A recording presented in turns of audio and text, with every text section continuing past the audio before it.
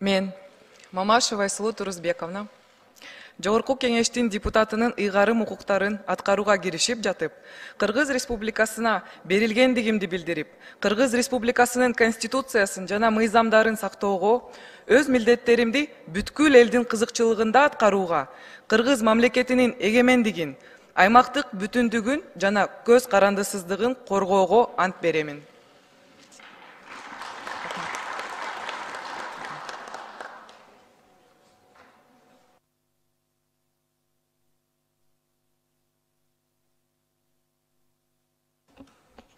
Ант берүү үчүн борбордук трибунага Абакиров Элдар Курманбековичти чакырам.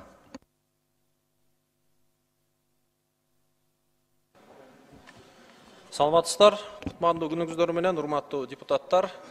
Кыргыз Республикасынын Жогорку кеңешинин депутатынын анты.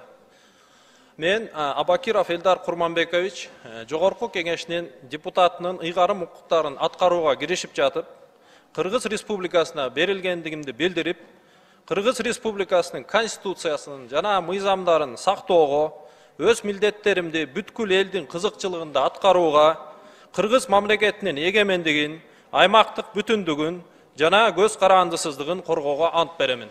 Рахмат. Рахмат. Экөөңүздөрдү тең жалпы Жогорку кеңештин атынан куттуктайбыз. Ишиңиздерде ийгилик болсун.